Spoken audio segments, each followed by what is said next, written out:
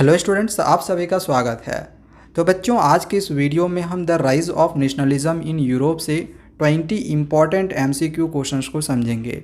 अगर आपके एग्जामिनेशंस में कोई भी क्वेश्चंस 1 मार्क्स में आएगा, यानी कि ऑब्जेक्टिव में आए, किसी भी तरीके से आए, अगर आपने ये 20 क्वेश्चंस की तैयारी अच्छे से करके गए हो तो आप उन आंसर्स को लिख के आसानी से आ सकते हो, क्योंकि जो भी क्वेश्चंस आपका बनेगा वो इन्हीं क्वेश्चंस में से बनेगा, इससे आउट आपका जा ही नहीं सकता है।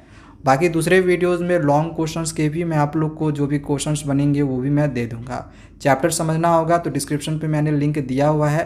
एक एनिमेटेड में भी मैंने समझाया हुआ है और नोट्स बनाकर भी समझाया हुआ है। 2 पार्ट्स नोट्स वाला बना हुआ है, एनिमेटेड वाला पूरा बना हुआ है। तो आपको अगर देखना होगा तो डिस्क्रिप्शन पे लिंक मिल जाएगा। चैप्टर को समझना होगा तो जाके आप समझ सकते हो, और अगर आपने चैप्टर को समझा हुआ है तो इन क्वेश्चंस के आंसर्स को आप अभी कर सकते हो। चलिए सभी क्वेश्चंस और उसके आंसर्स को एक एक करके हम समझते हैं। फर्स्ट क्वेश्चन दिया गया है कि विच of the following countries did not attend the Congress of Vienna. देखो यहाँ पे कुछ कंट्रीज़ दिए गए हैं और यहाँ पे पूछा गया है कि इसमें से कौन सा कंट्री कांग्रेस ऑफ वियना, यानी कि एक ट्रीटी ऑफ वियना साइन किया गया था, एक संधि साइन किया गया था 1815 में, तो इसमें से कौन सा कंट्री उसमें शामिल नहीं था, यानी साइन नहीं किया था। इसमें से कौन सा कंट्री साइन नहीं किया था?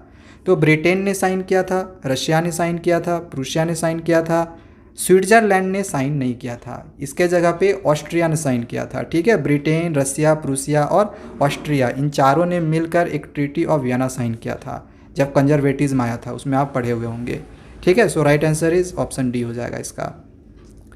नेक्स्ट क्वेश्चन है जो कि बहुत ही कॉमन सा क्वेश्चन है लेकिन अक्सर एग्जामिनेशन में आता है कि who said when France sneezes the rest of Europe catches cold. मतलब ये किसने कहा था कि जब फ्रांस छींकता है तो पूरे यूरोप को ठंड लग जाती है? ग्यूसेपी गैरिबाल्दी ने, ग्यूसेपी मैज़नी ने, ड्यूक मैटरनिक ने या फिर ओटो वन बिस्मार्क ने? तो राइट आंसर क्या होगा इसका? Duke Metternich. Duke Metternich Austrian chancellor थे, इसको भी याद रखना। ओके, चलो नेक्स्ट आगे देखते हैं। क्वेश्चन नंबर 3 को दिया गया है कि which treaty recognized as an independent nation.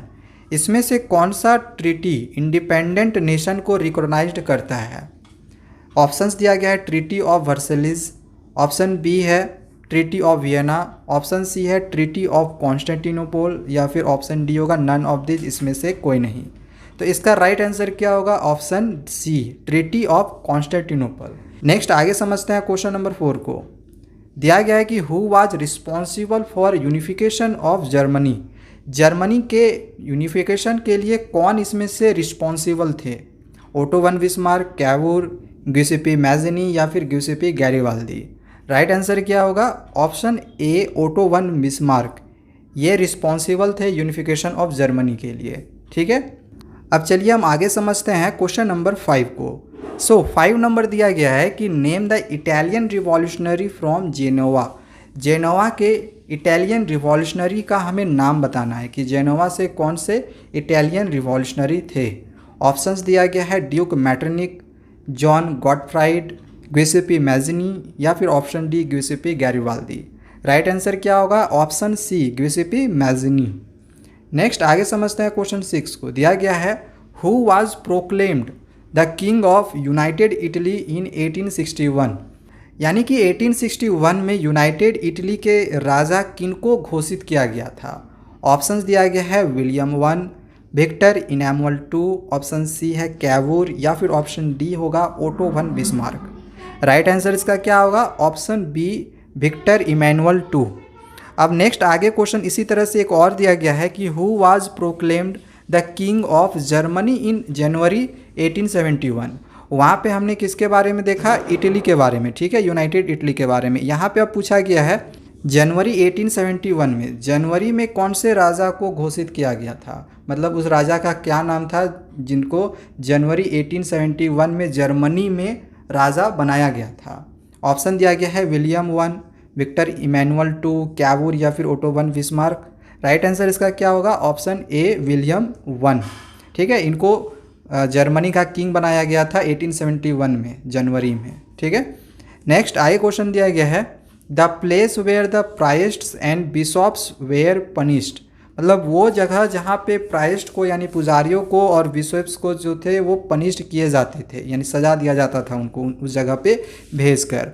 Option दिया गया है मंगोलिया, टुंड्रा, साइबेरिया या फिर नन ऑफ दिस, इनमें से कोई नहीं।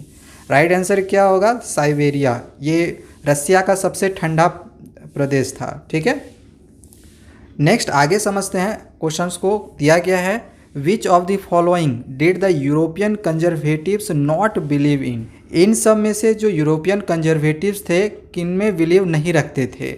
ऑप्शन दिया गया है ओल्ड ट्रेडिशंस, तो ओल्ड ट्रेडिशंस में यूरोपियन कंजर्वेटिव्स जो थे वो बिलीव रखते थे। उनका ये मानना था कि जो भी ओल्ड चीज़ें हैं उसको फिर से लागू किया जाए। ठीक है, अगर कंजर्वेटिव्स के बारे में आपने पढ़ा हुआ होगा तो आपको पढ़ा होगा कि उन्होंने पुरानी चीज़ें जो ख़त्म हो गई थी नेपोलियन के आने के दौरान, तो कंजर्वेटिव्स के आने पर वो सारी चीज़ें वापस आ रही थी, तो ओल्ड ट्रेडिशंस को तो लाया गया था, तो ये ऑप्शन होगा नहीं। क्वेश्चन में पूछा गया है कि जिस पर बिलीव नहीं था। ऑप्शन आगे दिया गया है बी नंबर में कि स्ट्रेंथेन द मोनार्की, यानी कि राजाओं को मजबूत बनाना, तो ये तो बिलीव इन पर था, वो राजाओं को फिर से वापस लाना चाह रहे थे जिनकी जो शासन थी चली गई थी, तो ये ऑप्शन होगा नहीं। आगे दिया गया है a return to a society of pre revolutionary days, यानी कि जो रिवॉल्यूशन पहले चल रहे थे तो वो फिर से वापस लाना, तो इस पर वो बिल्कुल नहीं चाहते थे कि वो फिर से जो रिवॉल्यूशन वगैरह लोग कर रहे थे तो फिर से रिवॉल्यूशन वगैरह हो, तो ये कभी वो चाहते नहीं थे। ठीक है, सो राइट आंसर हम लोग का ये ऑप्शन सी हो जाएगा। चलिए नेक्स्ट आगे समझते हैं क्वेश्चन नंबर 10 को। 10 नंबर दिया गया है कि the term absolutist is referred to. अब यहाँ पे एक जो टर्म दिया गया है एब्सोल्यूटिस्ट, जो कि हमने आप लोगों को पढ़ाया भी था, इसका मतलब क्या होता है? तो abstract theory, monarchial government, Avision या फिर इनमें से कोई नहीं। तो इसका राइट आंसर क्या होगा? मोनार्कियल गवर्नमेंट, इससे रिलेटेड है ये एब्सोल्यूटिस्ट वर्ड। ठीक है, चलिए आगे हम समझते हैं नेक्स्ट क्वेश्चन नंबर 11 को।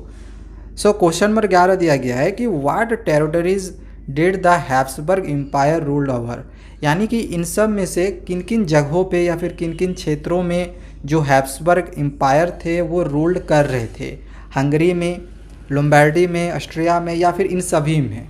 तो राइट आंसर क्या होगा इसमें? ऑल ऑफ दीज होगा। इन सभी जगहों पे हैब्सबर्ग एम्पायर रूल कर रहे थे, शासन कर रहे थे। हंगरी में भी कर रहे थे, लोम्बार्डी में भी कर रहे थे और ऑस्ट्रिया में भी कर रहे थे। आइए क्वेश्चन नंबर 12 दिया गया है कि why was the treaty of Vienna drawn up in 1815। मतलब 1815 में एक ट्रीटी ऑफ वियना लिखा गया था, यानी साइन किया गया था, तो वो क्यों किया गया था? तो इसके पीछे का रीज़न हमें यहाँ पे बताना है। सो ऑप्शन दिया गया है टू एबोलिश टैरिफ बैरियर, क्या टैरिफ बैरियर को ख़त्म किया जाना था, इस वजह से वहाँ पे ये लिखा गया था? तो नहीं, ये नहीं होगा। टैरिफ बैरियर को एबोलिश नहीं किया जाना था। 1815 का बात किया जा रहा है, ध्यान में रखना। ठीक है, ट्रीटी ऑफ वियना 1815, जब कंजर्वेटिज्म आया था उस समय का बात किया जा रहा है। ठीक है, तो उस समय का बात किया जा रहा है कि जब ट्रीटी ऑफ वियना साइन हुई थी तो उस समय किस चीज़ के लिए हुआ था या फिर किन किन चीज़ों के लिए ट्रीटी ऑफ वियना साइन किया गया था? तो टैरिफ बैरियर के लिए ख़त्म करने को लेकर ऐसा कुछ भी उसमें बोला नहीं गया था।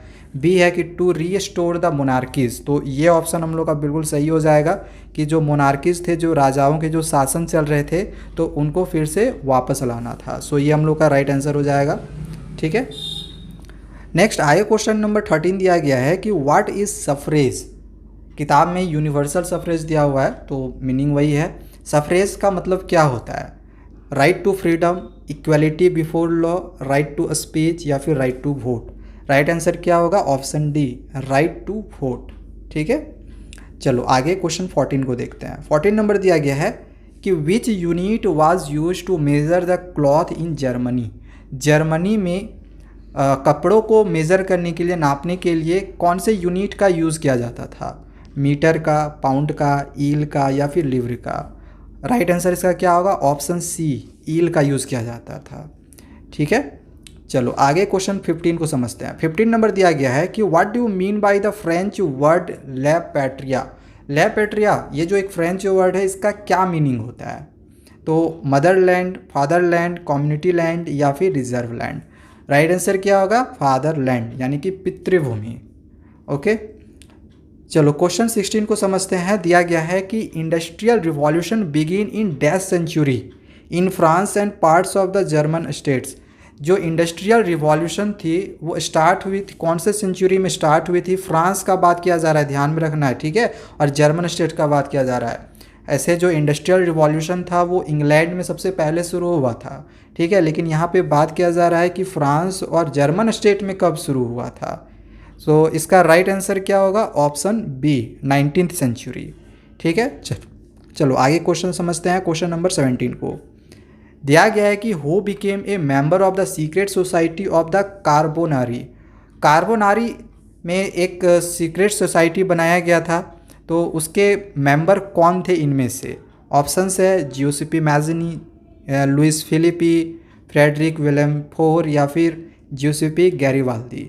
राइट आंसर क्या होगा? Option A, Giuseppe Mazzini. इन्हीं को बनाया गया था सीक्रेट सोसाइटी का एक मेंबर कार्बोनारी में, ठीक है ना। क्वेश्चन नंबर 18 दिया गया है कि who is known as man of blood and iron.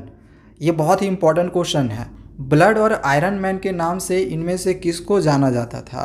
So option इसमें देख लो दिया गया, Napoleon, Otto von Bismarck, Giuseppe Garibaldi या फिर गिउसेपी मैज़नी। राइट आंसर क्या होगा इसका? Option B, Otto von Bismarck. इनको man of blood and iron माना जाता था, ठीक है ना। क्वेश्चन 17 दिया गया है कि when was the customs union of Zollverein formed. जो कस्टम यूनियन या फिर इसको हम जॉल्वरीन भी कहते हैं, ठीक है, और ऑफ के जगह पे और कर देना, या तो कस्टम यूनियन या फिर जॉल्वरीन। तो ये कब फॉर्म हुआ था, कब बना था? 1831 में, 32 में, 33 में या फिर 34 में? सो राइट आंसर 1834 होगा। 1834 में जॉल्वरीन का फॉर्म हुआ था। नेक्स्ट आगे क्वेश्चन नंबर 20 जो कि लास्ट क्वेश्चन दिया गया है कि what does liberalism stand in the economic sphere. Economic sphere के अनुसार लिबरलिज्म का क्या मतलब होता है? ऐसे हम लिबरलिज्म का एक पर्सनल व्यू से, एक पॉलिटिकल व्यू से, इकोनॉमिक व्यू से, हम अलग अलग तरीक़ों से लिबरलिज्म को के मतलब को समझे हुए हैं। तो यहाँ पे पूछा गया है इकोनॉमिक स्फेयर के अनुसार लिबरलिज्म का क्या मतलब होता है। सो ऑप्शन में दिया गया है फ्रीडम ऑफ मार्केट्स, मार्केट में आज़ादी मिलनी चाहिए। ऑप्शन दिया गया है बी दिया गया है कि कंट्रोल ओवर मार्केट्स, मार्केट्स में नियंत्रण होना चाहिए।